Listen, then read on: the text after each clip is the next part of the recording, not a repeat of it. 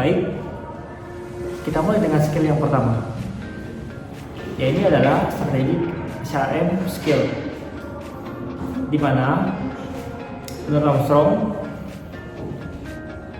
pada zaman modern ini HR itu tidak hanya bekerja di balik layar, tetapi HR itu perlu juga mengintegrasikan atau menyusun arah strategi organisasi, sehingga harus terlibat langsung ke arah sumber daya manusia.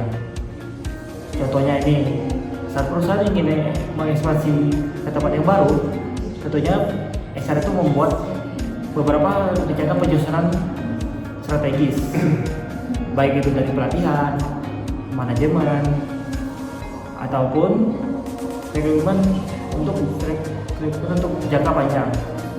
Jadi, HR itu perlu mengerti arah strategi bisnis dari perusahaan ini.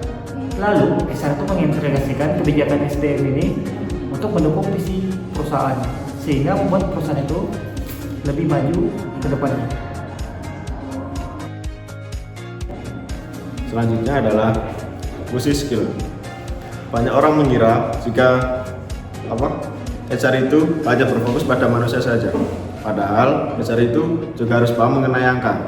Misalnya, ketika sebuah perusahaan itu mengalami penurunan sebuah profit, HR harus bisa menyesuaikan strategi pelatihan atau benefit apa agar tetap efisien namun tidak mengorbankan motivasi karyawannya.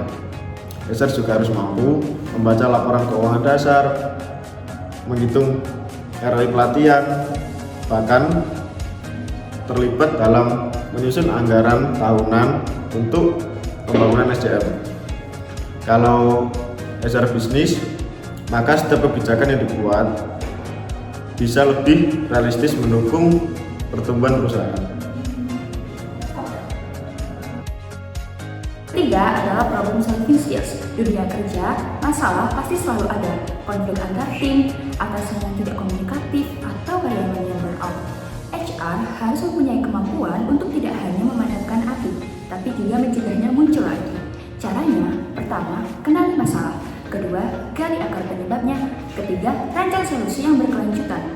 Contohnya, kalau karyawan banyak yang resign, jangan buru-buru naikin gaji. Bisa jadi masalahnya adalah budaya kerja yang toksik atau komunikasi yang buruk. Problem solving berarti menyelesaikan masalah dari akar, bukan dari gejalanya saja.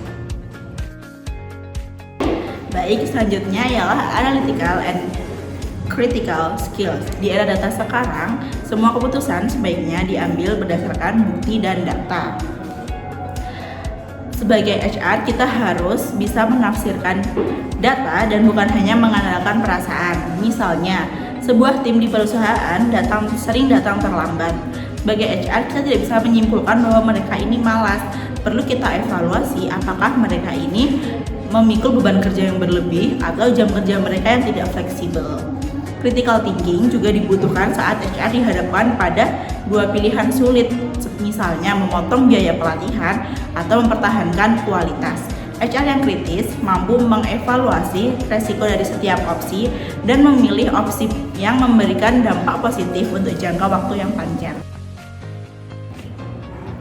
Terakhir, terdapat research skill, di mana research skill ini tidak hanya dibutuhkan oleh akademisi, namun HR pun juga membutuhkan untuk riset. Nah, keterampilan ini HR bisa belajar dari luar, dari studi kasus, jurnal, sampai benchmark perusahaan lain. Contohnya, saat ingin menerapkan sistem kerja hybrid, HR bisa melakukan studi kecil-kecilan, melihat dari tren industri saat ini, baca hasil survei, dan kembangkan kebijakan yang disesuaikan dengan kondisi internal perusahaan. Dengan riset, HR bisa menghindari keputusan yang berdasarkan tren sesaat dan mulai menerapkan kebijakan berbasis bukti atau sesuai dengan kenyataan. Baik, selamat sore semua. Sebelumnya saya ucapkan terima kasih karena sudah hadir pada rapat sore hari ini. Mana pada rapat sore ini kita akan membahas isu serius mengenai tingkat turnover di divisi marketing. yang naik 35% dalam 6 bulan terakhir.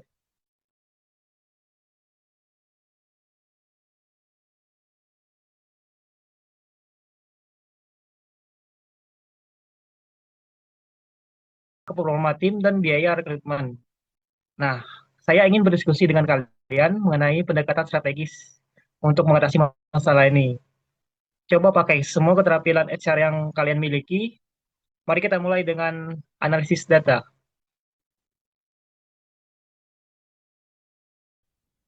Nah, baik. Dari data yang tadi saya kirimkan ke email teman-teman masing-masing ini, saya sudah mengumpulkan data exit interview dan absensi.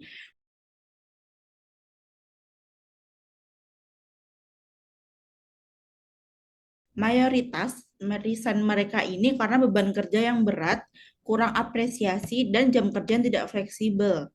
Dan di data tadi juga menunjukkan 70% karyawan marketing ini lemburnya lebih dari 10 jam per minggu. Tapi hasil kerjanya stagnan, jadi masalahnya bukan sekedar gaji. Menurut Bapak Zikri sendiri gimana ya, Pak?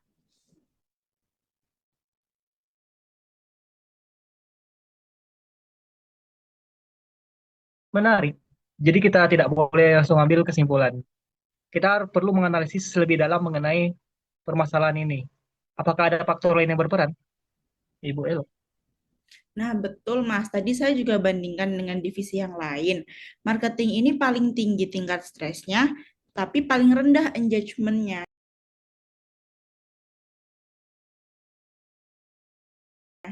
Nah, menurut dari Mbak Rina sebagai HR business partner nih, melihatnya sendiri nggak?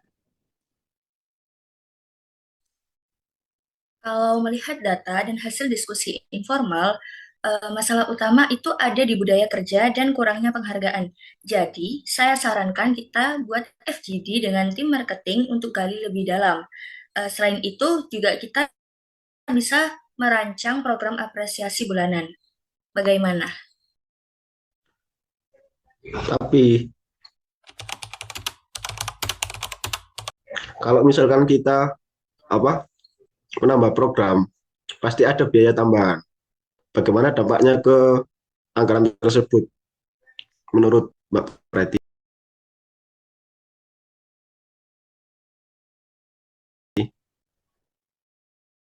Nah, kita bisa hitung cost benefitnya. Biaya turnover kan lebih besar daripada biaya apresiasi. Kalau program ini bisa menurunkan turnover, jadi secara jangka panjang itu justru lebih efisien. Saya sudah menghitungnya. Biaya biaya rekrutmen dan pelatihan karyawan itu baru per orang sekitar 8 juta rupiah. Tahun ini saja kita sudah mengeluarkan 80 juta untuk turnover di bidang marketing. Kalau dengan program spesiasi dan fleksibilitas kerja, kita bisa hemat separuhnya. Itu sudah win-win solution. Bagaimana menurut Mas Zikri?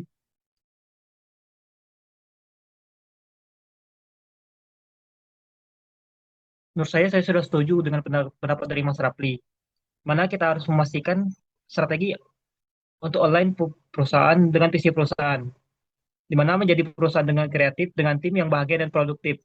Jadi saya ada beberapa usulan nih. Yang pertama kita review ulang job description dan workload.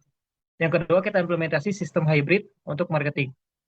Lalu yang ketiga kita luncurkan program apresiasi bulanan, serta pada akhirnya kita monitoring dengan survei engagement tiap bulannya. Bagaimana menurut? Oke, saya bisa koordinasi FGD dan survei kepuasan. Jadi tim juga siap bantu implementasi hybridnya. Bagaimana Mbak Ayu?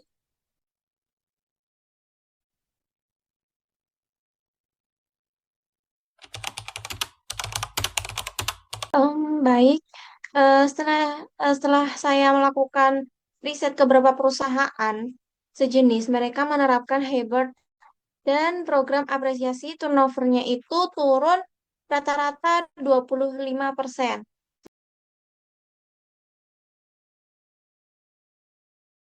Nah, dalam em, laporan SHR pada tahun 2022, mereka itu menekankan bahwa generasi milenial dan generasi Z atau Gen Z yang mendominasi dunia kerja saat ini cenderung bertahan lebih lama di perusahaan yang memberi fleksibilitas dan ruang untuk dihargai secara personal maupun profesional.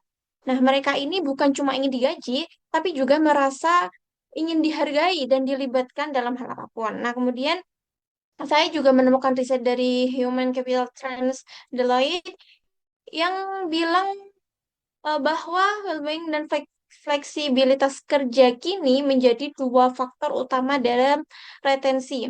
Kalau dua ini dipenuhi, karyawan akan cenderung lebih loyal dan performanya itu akan meningkat. Begitu.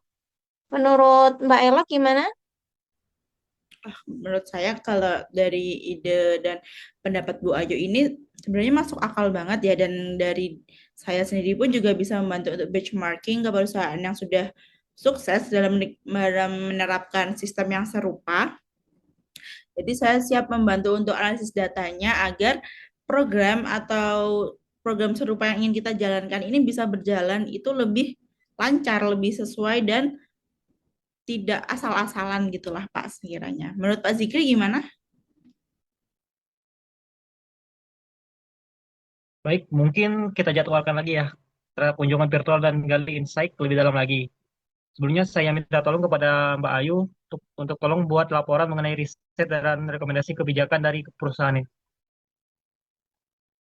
Baik, Pak.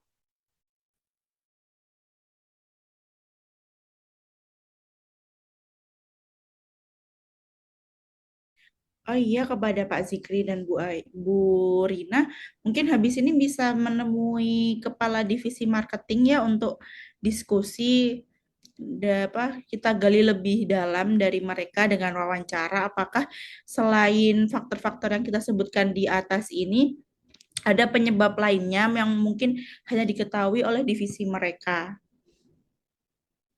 Bagaimana?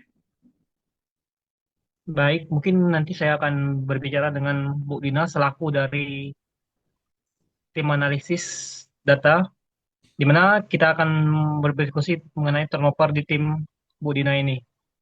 Jadi kami ini sudah analisis data dan ingin dengar langsung dari sisi manajemen. Di hasil bahasan hari ini mungkin bisa menemui kepala divisi marketing agar kita ini tahu apakah selain faktor yang kita sebutkan tadi ini adakah penyebab lainnya yang mungkin cuma diketahui oleh divisi mereka atau problem internal di divisi mereka. Gimana Pak Zikri? Mungkin nanti kita akan menanyakan pada Bu Dina ya selaku kepala marketing.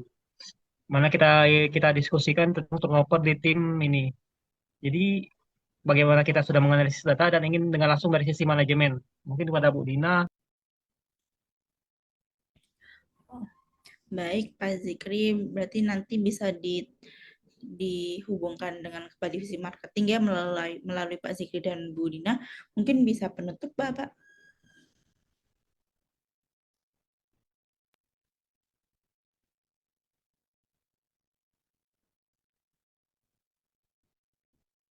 Mungkin masih ada solusi lain dari teman-teman mungkin dan mengenai ini. Mungkin dari Mbak Pretinya ini.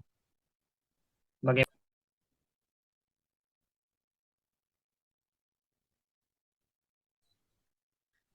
Kami merencanakan beberapa solusi, sistem hybrid, program apresiasi, dan review workload. Kami ingin kerjasama dengan Ibu untuk implementasinya.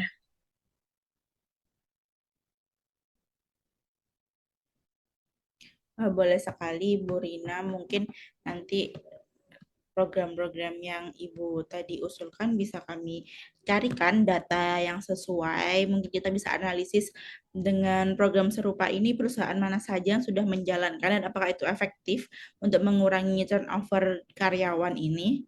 Nah, untuk selanjutnya mungkin bisa kita bahas di meeting selanjutnya ya, teman-teman.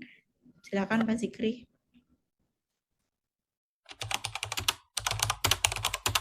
Baik, mungkin kita sudah menemukan beberapa solusi ya tadi ya terkait permasalahan yang ini.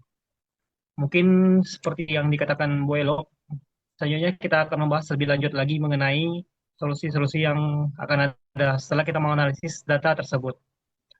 Dan sebelumnya saya ucapkan terima kasih kepada para tim yang sudah hadir pada sore hari ini, di mana kita kita sudah praktikan semua HR skill yang kita miliki. Dan saya sangat senang sekali. Baik itu dari analisis data, problem solving, business sense, strategi dan riset, dan lain-lainnya. Bahwa itu menjadi bukti HR ini bukan hanya urus administrasi, tapi jadi mitra bisnis strategi.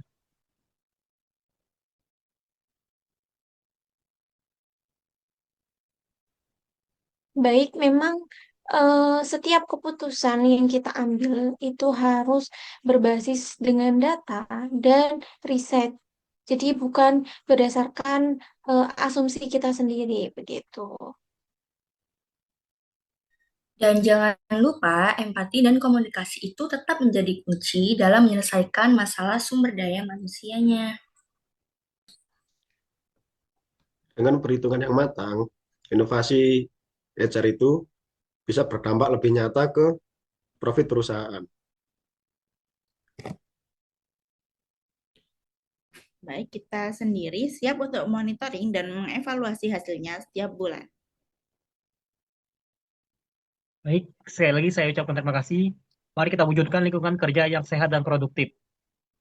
Dan terima kasih semua. Terima kasih, Bapak.